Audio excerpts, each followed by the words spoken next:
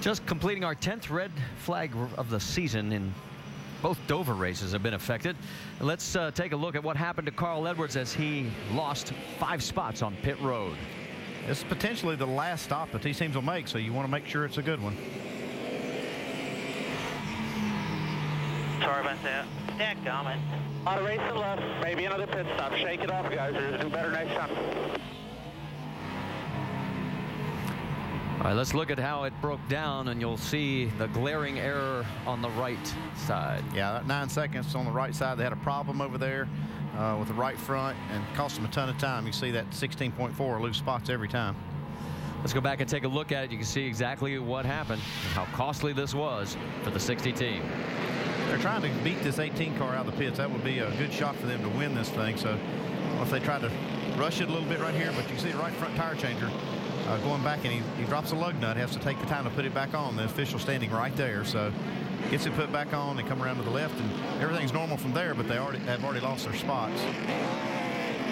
So Carl will restart 8th. Ryan Newman stayed out, so he will be our 3rd different leader here today.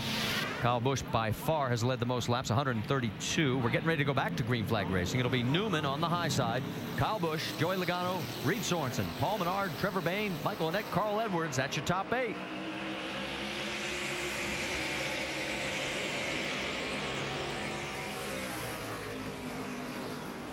Well, that wasn't a fair fight. Nah, Newman on the older tires just can't hold off Kyle Busch. Question is, how quickly can anybody else get around Newman to try and close in on Kyle? Because here he goes. Yeah, that's going to be the key. Is he's so fast on these restarts, Kyle is, that he gets out there and gets away, and then you can't run him down. Reed Sorensen giving Joey Logano all he wants right now. This is as far up as Reed's been today. Yeah, he's had a nice solid day. Been in the top 5 pretty much all day. They had a pit stop that he lost a couple of spots, but he made those back up on the track. See, Logano takes that spot away now in 3rd. Paul Menard trying to get underneath the 99 of Trevor Bayne. They're going to have Carl Edwards right there. You're riding with Carl, trying to make up those spots they lost on pit road. Yep, Carl's picked up 1. He's up to 7th. Here he comes, taking a look underneath Menard. Leffler going to try and follow with him.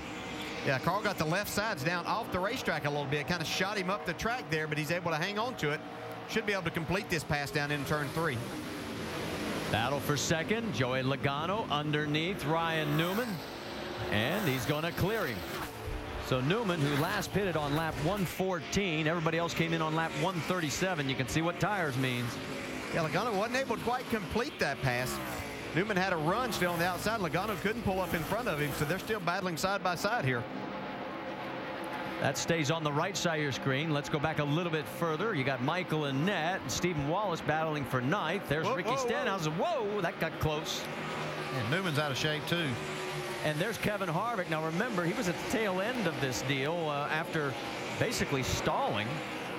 Thought there was a major issue with the car. All of a sudden, it refired. There's no more smoke, and here he is taking on Ricky Stenhouse. Racing everywhere. Logano's still working underneath Ryan Newman. Doc, what are you hearing on the 33?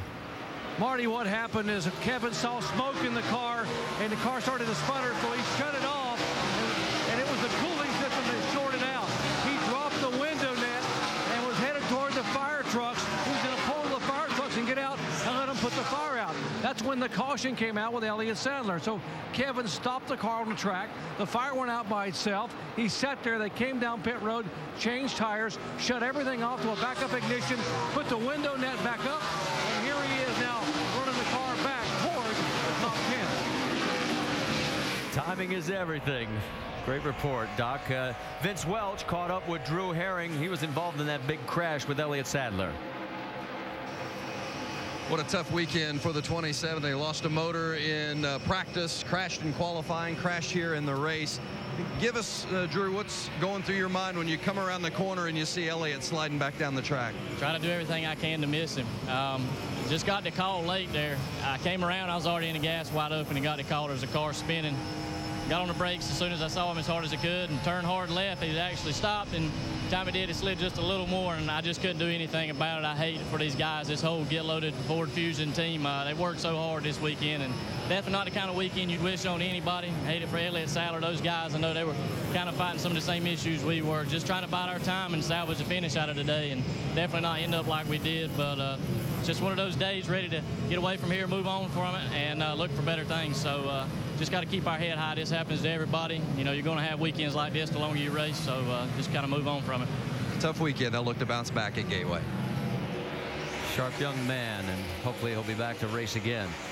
Battle continues out on the racetrack. As you can see, we've got 6 cars, basically cover them all with a blanket. Reed Sorensen trying to get under Ryan Newman, and he's having a hard time. Yeah, Ryan Newman's making it difficult. His car's just good enough on that high side to really give these guys a fit. Carl Edwards knows that he has a faster car, but he's got nowhere to put it. Carl has moved up to the 5th position. You notice on the right, Danica Patrick looks like she's going to get back into the car. She's 36 right now, 67 laps down and counting. She was our first caution with a right front tire blowing. All right, let's get an update on Ryan Newman, because he's actually hanging on, Dave Burns, better than a lot of us probably thought. Well, Marty, think of the things working in his favor. His crew chief told him your times didn't fall off that much as the run went on, so we think the tires might be okay. You can make it to the end on fuel. And oh, by the way, remember how some drivers complain that Ryan Newman is hard to pass? That's good for track position. He is definitely hard to pass right here. His car is really loose, but he can make that outside lane work just good enough. He's got a lot of cars stacked up behind him, though, and I'm kind of worried about him getting crashed. What it's allowed to happen is the 2 guys in front of him, Busch and Logano, are now 5.5 seconds in front of this group. If you look right behind this group, they're stacked up right here. Look at this. All these cars getting bottled up behind Newman. Menard going underneath the 99 again, and there goes Edwards. This is what he needed. He is really hacksaw on the wheel, trying to get the pass done around Reed Sorensen. And this is where that one lug nut has come so costly, because he would have avoided all this. Yeah, he'd been in front of this. He would have been trying to track down Kyle Busch. Yeah, now he's having to use up a lot of his race car and the tires just to get himself back in front of this group. Ricky Stenhouse taking a look under the 66 of Stephen Wallace. Can't get it done as he slides up. Justin Allgaier right behind him there, and he's back on the lead lap. Remember, he was one of the lucky dog recipients. Then it is Harvick in 12th and Brad Keselowski there in 13th. Here goes Carl taking a look underneath Ryan Newman. This is for 3rd. Well, Carl's car doesn't look as loose as what the 32 was for Reed Sorensen, so he should be able to make this pass a little easier, I do believe. The problem is, as he finally clears Ryan Newman, he is now 7 seconds behind race leader Kyle Busch. All right, Brad Keselowski, just like you pointed out, Andy, in the first race in May, halfway through the race, all of a sudden the car falls off, and here he is, mired back in 13th. Jamie Little, what's the latest? Well, by looking at the front of that car, you see the right front on him has some damage. 2 pit stops ago, when he was coming down pit road, just about to come down, he got into the 33 and had that damage. That caused him to come down this time 2 different pit stops to fix that damage. So he fell out of the top 5. He restarted 16th, and he's only been able to find his way back 2 positions, guys. Yeah, that explains a lot. We didn't see that damage, Jamie, and that does explain why he was falling back. Right side of your screen, you see Reed Sorensen trying to take over the 4th spot from Ryan Newman, but Newman hanging on thanks to that high line. But you notice that Carl Edwards has pulled away from this group? He's still 7 seconds, though, behind race leader Kyle Busch. Busch is 2 seconds ahead of teammate Joey Logano. There goes Carl. Here comes the rest of the pack. And all of a sudden, Menard gets passed by Jason Leffler. Boy, what a 4-car lineup this is. Menard trying to come back. There is your race leader. 2.1 seconds, as we said, after 158 laps. And Busch now has another record. He passed Harry Gant for most laps, led at Dover. Gant did it in 16 starts, Busch in 13.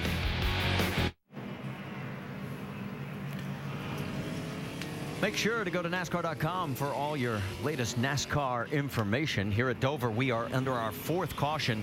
Brad Keselowski spun it around after contact with Stephen Wallace. He is trying to stay on the lead lap. You can see the damage that they're trying to pull out. He has completed all but 1 lap in the 2010 season. There's the damage on the 66 of Stephen Wallace on the left side. Now, he's got damage on the right side as well. Let's go back and show you how this all unfolded. A lot of hard racing here. You see these cars lined up. Stephen Wallace having a great day, but gets just a little bit high, gets in the wall. Stenhouse gets underneath. Keselowski tries to follow him in there. Yeah, and just gets down in there and tries to get in a little hard, got a little bit loose. He's saying that maybe he got chopped off a little bit there, but that's always looks different from the seat there than what you see on TV a lot of times. But no doubt that Brad just got loose as he got down in. Well, Brad has a record of his own that is in potential jeopardy. Look at Harvick. Yeah. What a good job he does. Right along with him down into the corner here. You can see Steven comes down some, but he still had enough racing room there. Easy.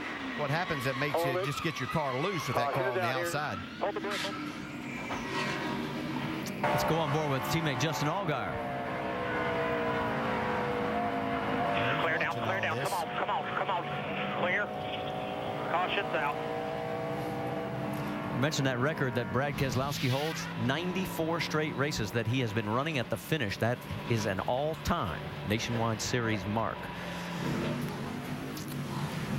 Well, we got a moment. Let's talk about our Verizon Wireless customers. They can text Champion to 43776 for exclusive Champion chats. It's content from our NASCAR Now Roundtable of Experts.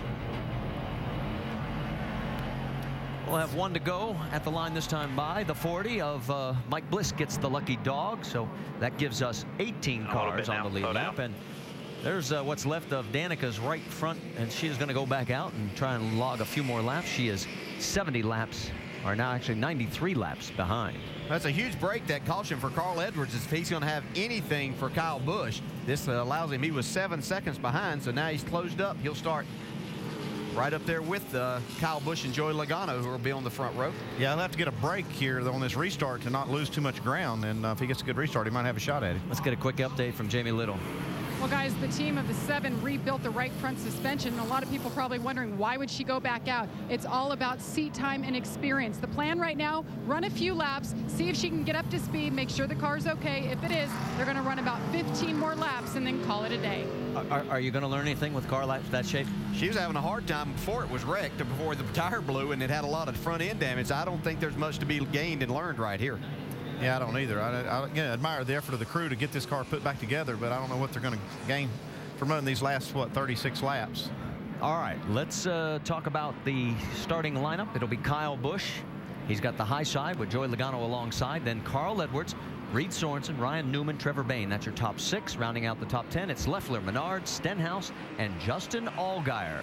And we're back to green flag racing with 35 laps to go. You see Carl's getting blocked in here. Reed Sorensen got a nice start behind Carl on that outside. Here comes Logano trying to come back on Kyle Busch off turn 2. If Carl's going to have a chance, or Reed Sorensen, they got to dispose of one or the other and get back up there, because here goes Carl. He's going to look like he's going to clear him. Meanwhile, the 99 gets around Ryan Newman. So Carl's going to try and set sail for Logano, because Kyle's doing what he's done all day long. Newman getting high in that corner. Justin Allgaier closes in a little bit more. Now Newman dives underneath the 98. Can't make it hold there. No, almost. He did a nice job. That was experience that paid off right there to keep those two from wrecking. Kevin Harvick taking a peek underneath the 38 of Jason Leffler. Ricky Stenhouse just a little bit backer, and there's Eric Darnell also in this mix. Darnell got a lucky dog pass. He's running an 11th. Kevin Harvick made a pit stop that last caution, so he's got a little bit fresher tires. Stephen Wallace doesn't look all that worse for the wear, considering the damage. He's got fresh tires underneath him. On board with Stephen. He's currently running in the 12th position. Whoa, Darnell gets loose, opens the door for the 66. Meanwhile, Allgaier's taking a peek on Ryan Newman. Remember, Allgaier's car was extremely loose at the beginning of this race. They've done a nice job of tightening this thing up for him. Yeah, it looked like it was going to be one of the first cautions because it was that wicked loose. This will test him to see just how tight that car is as he tries to make this pass on Ryan Newman. We've seen a lot of guys try this with good race cars and weren't able to make this pass. Great view from above. You can see both the passes that are trying to go. Let's go speeds at the line. See who is fastest